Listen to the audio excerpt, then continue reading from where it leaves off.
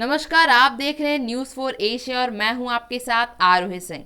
Corona महामारी में बच्चों को भी संक्रमण का खतरा हो सकता है। वर्तमान में ज्यादातर संक्रमित बच्चे बिना लक्षण वाले हैं, लेकिन आगामी दिनों में अगर वायरस का रूप बदलता है तो बच्चों को परेशानी बढ़ सकती है। 2 से 3% बच्चों को अस्पतालों में भर्ती भी करना पड़ सकता है। इसलिए राज्यों को जल्द ही बच्चों की चिकित्सीय व्यवस्था को बढ़ाने के दिशा निर्देश दिए जाएंगे। वहीं अभी तक सरकार कोरोना महामारी में वयस्कों की भांति बच्चों में भी संक्रमण का खतरा होने के अलावा गंभीर मामलों में इनकार रही थी, लेकिन अब नए अध्ययन और महामारी के साथ साथ वायरस के एक नए स्वरूपों के व्यवहारों का अध्ययन करने के बाद पहली बार सरकार ने दिशा निर्देशों पर काम करना शुरू कर दिया है। आपको बता दें कि नीति आयोग के सदस्य डॉक्टर वीके पॉल ने कहा कि बच्चों के लिए अलग से चिकित्सीय दिशा निर्देश तैयार हो रहे हैं। अगले 1 से 2 दिन में ये दिशा निर्देश राज्य को भेजे जाएंगे। अस्पतालों में बच्चों के लिए अलग से व्यवस्थाएं बढ़ाने पर जोर दिया जाएगा।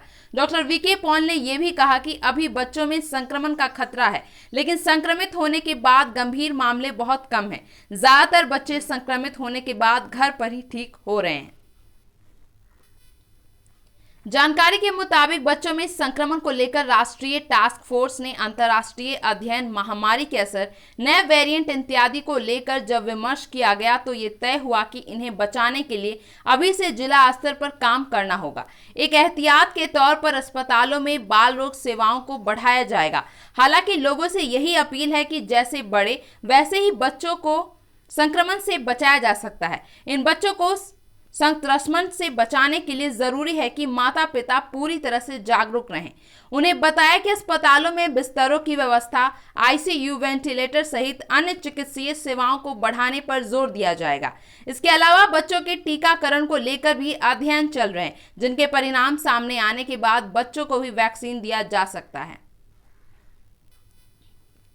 साथ ही डॉक्टर वीके पॉल ने बताया कि बच्चों में मल्टी सिस्टम इन्फ्लेमेटरी सिंड्रोम की बीमारी देखने को मिल रही है। ये बीमारी कोरोना संक्रमण के बाद होती है। ये पूरी तरह से पोस्ट कोविड असर है। उस वक्त बच्चे की जांच करेंगे तो आरटी-पीसीआर नेगेटिव होगी, लेकिन एंटीबॉडी जांच में उसकी संक्रमित होकर ठीक होने का पता चलेगा। ऐसे बच्चों में 2 से 6 सप्ताह बाद कई तरह के लक्षण मिल रहे हैं। इसका उपचार उपलब्ध है, लेकिन समय पर पता चलना बहुत जरूरी है। इसलिए लोगों को और भी सतर्क रहने की आवश्यकता है।